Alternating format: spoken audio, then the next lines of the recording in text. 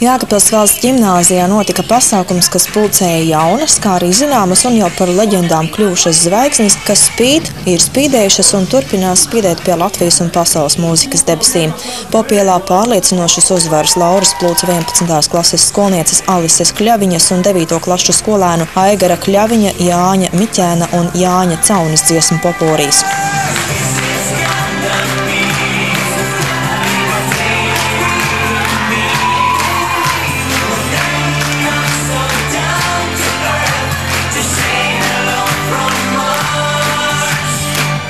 Jēkabpils valsts ģimnāzijas direktora vietniece mācību darbā Dace Druviniece stāsta, ka konkurss bez pārtraukuma notiek jau 3. gadu, un ikreiz interesentu skaits pieaug. Ja pērn bija skatāmi 7, tad šogad jau 12 priekšnesumi.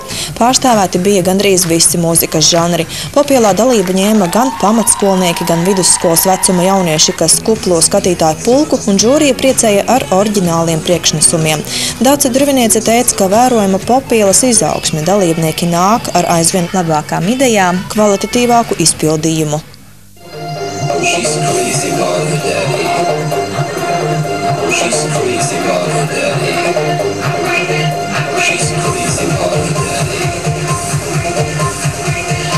Pasākumu organizēja skolēnu parlaments, kas arī bija pārstāvēts žūrijā. Dalībniekus novērtēja arī 3 skolotāji. Godalgoto vietu ieguvēji saņēma garšīgas balvas – kasti ar konfektēm. Vakara beigās visi dalībnieki un līdzjutēji atpūtās skolas diskotēkā.